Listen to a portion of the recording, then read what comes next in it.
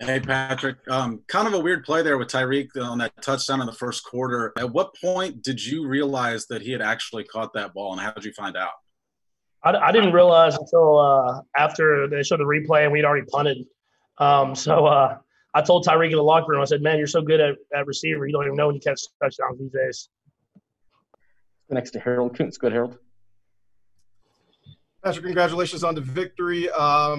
Nice shirt, by the way.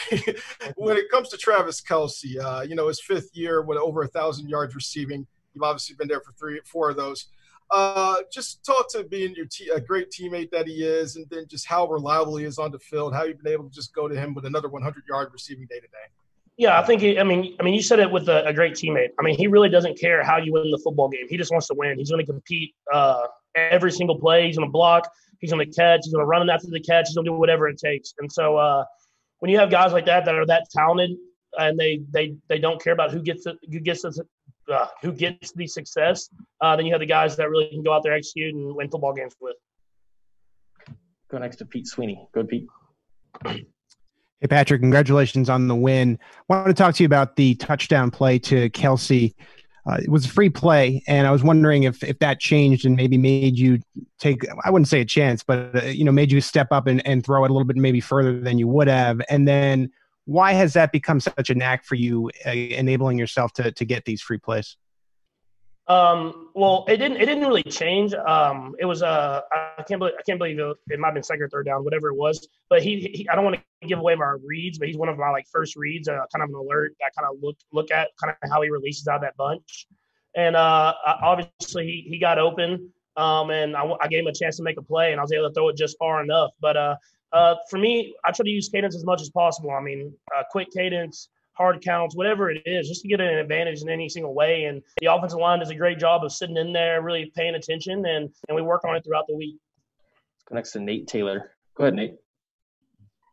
Hey, Pat, when you scramble outside and you throw a unconventional pass, just how much of an advantage do you think that gives your teammates who are still working for being open in the middle of the field? And how successful do you think that's been for you now year 3 compared to when you first started doing it, when you first started playing in the NFL?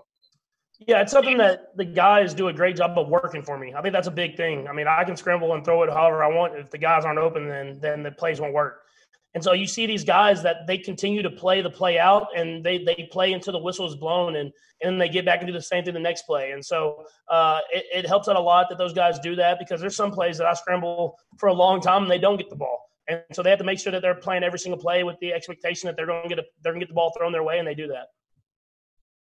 Let's go next to Blair Kirkhoff. Good, Blair. Hey, Patrick, could you speak to this team's ability and confidence to get the ball late with a small lead and keep the ball? It worked last week in Tampa, and today you got the field goal out of it. Yeah, I think we're just battle tested. I mean, we've played in a lot of tight football games, and we have to find ways to win. Obviously, we didn't play the way we wanted to as far as in the red zone of executing and scoring touchdowns instead of field goals. But in this league, you have to find a way to win. Every single team is going to bring their best shot and going to have a chance to beat you. And as long as you come out the win in the end, it doesn't have to be pretty. And I thought the guys did a great job of battling today and finding a way. Let's go next to Adam Teicher. Go ahead, Adam. Hey, Patrick, you guys clinched the playoff spot today, and I know you have bigger goals than that, but just wondering whether that's something you're going to take a minute to appreciate, or you're just going to move on to Miami and start getting ready for that game. Yeah, I mean, it's obviously a big deal. You want to kind of your first step, you want to find a way to get in the playoffs.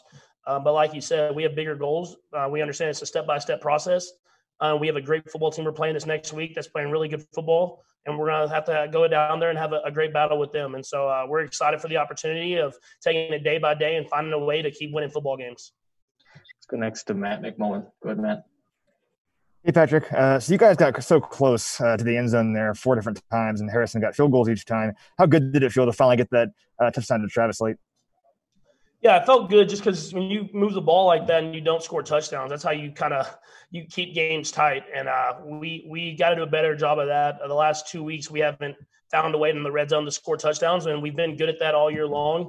And so you want to make sure that you find a way, especially going into the late part of the season and into the playoffs, of scoring when you get those opportunities, because that's what changes games. Got time for a couple more guys. We'll go Todd and then Vahe. Go ahead, Todd.